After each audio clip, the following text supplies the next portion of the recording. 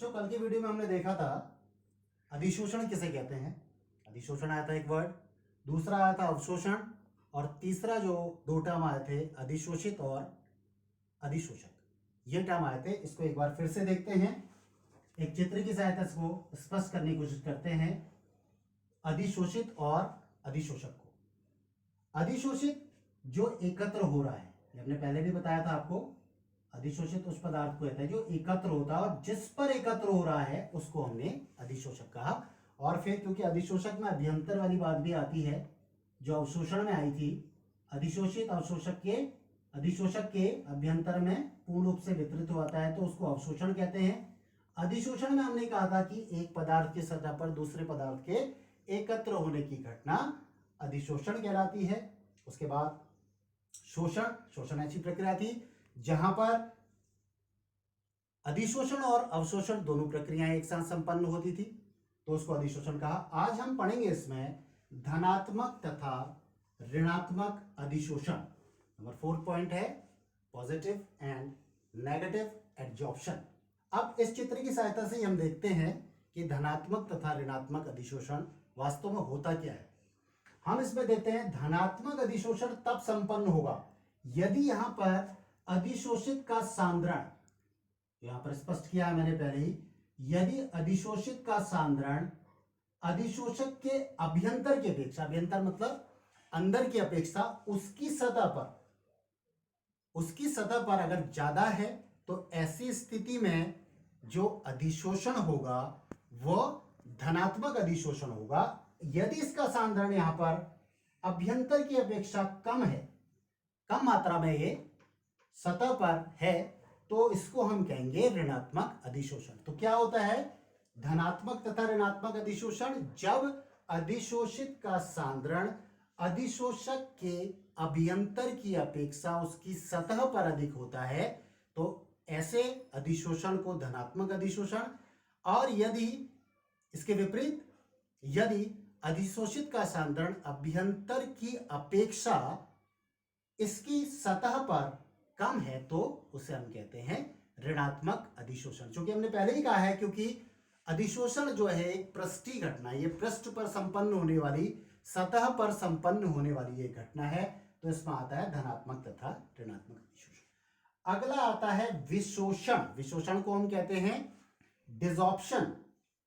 तो ये होता है क्या है, किसी अधिशोषक की सतह से, इसी चित्र में फिर से देखेंगे, किसी अधिशोषक की सतह से किसी अधिशोषित को अलग करने की प्रक्रिया विशोषण कहलाती है।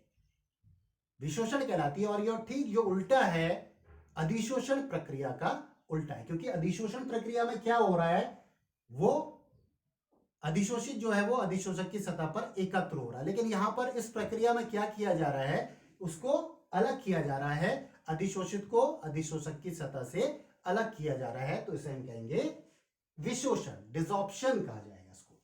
अगला पॉइंट हम देखते हैं अधिशोषण की एंथैल्पी। एंथैल्पी हमने पहले भी पढ़ा है, क्लास 11th में पढ़ रखा है, ऊष्मागतिकी में, चैप्टर में, जहां पर एंथैल्पी को डेल्टा एस से व्यक्त किया जाता था। तो अधिशोषण की एंथैल्पी, लेकिन यहां पर जो एंथैल्पी आएगी वो अधिशोषित और अधिशोषक के टर्म में आएगी। तो ये क्या कहेंगे, किसी अधिशोषक की सतह, सतह तो हमेशा जो होती है वो अधिशोषक की ही होती है, किसी अधिशोषक की सतह पर अधिशोषित के 1 मोल की अधिशोषण प्रक्रिया में, अधिशोषण की जो पूरी वो हो रही प्रक्रिया हो रही है, उस समय निहित एंथैल्पी परिवर्तन को, जितना भी एंथैल्पी परिवर्तन हो रहा था, डेल्टा एच का मान जो आ रहा है, निहित एंथैल्पी परिवर्तन को अधिशोषण की एंथैल्पी कहा जाता है। और इसको सामान्यतः जो है डेल्टा एच से व्यक्त करते हैं, और इसका मात्रक जो होता है यहां पर वो किलोजूल प्रति मोल, किलोजूल प्रति मोल में इसको व्यक्त किया जाता है। तो आज हमने 3 और इसमें पढ़े हैं धनात्मक तथा ऋणात्मक अधिशोषण, विशोषण, अधिशोषण की एंथैल्पी। तो इस पर, इसके आगे आता है अब अगला जो टर्म है अधिशोषण को प्रभावित करने वाले कारक, या ठोसों पर अधिशोषण को प्रभावित करने वाले कारक। तो इस पर बहुत से कारक, 3-4 कारक जो होते हैं। नंबर 1 होता है अधिशोषण की प्रकृति, पृष्ठ क्षेत्रफल और उसकी प्रभाजित अवस्था, दूसरा आता है दाब का प्रभाव, तीसरा आता है ताप का प्रभाव। तो इस कारण से इसको हम कल पूरा रूप से स्पष्ट करेंगे, लेकिन आज के लिए जो गृह कार्य है वो ये है। नंबर फर्स्ट प्रश्न इसमें हम देखेंगे 6-7 नंबर। पहला इसमें प्रश्न जो है आज के लिए है, धनात्मक तथा ऋणात्मक अधिशोषण, धनात्मक तथा ऋणात्मक अधिशोषण में अंतर स्पष्ट कीजिए।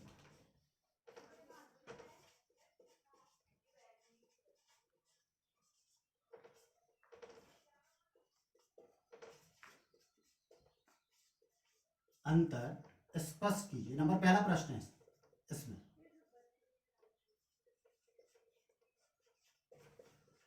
पहला प्रश्न है। दूसरा इसमें आता है, जो पढ़ा है हमने उसी के आधार पर प्रश्न है ये, विशोषण किसे कहते हैं?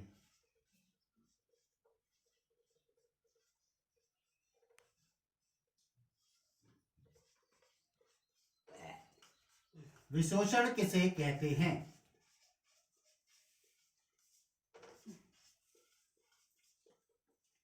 नंबर तीसरा प्रश्न इसमें फिर आता है आज के गृह कार्य का, जो है अधिशोषण की ऊष्मा को स्पष्ट कीजिए, या अधिशोषण की एंथैल्पी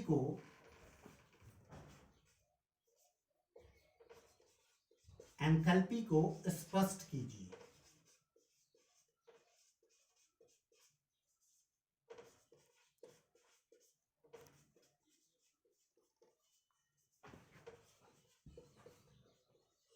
स्पष्ट कीजिए। ये 3 प्रश्न है आज के लिए, जो 3 टॉपिकों के आधार पर है।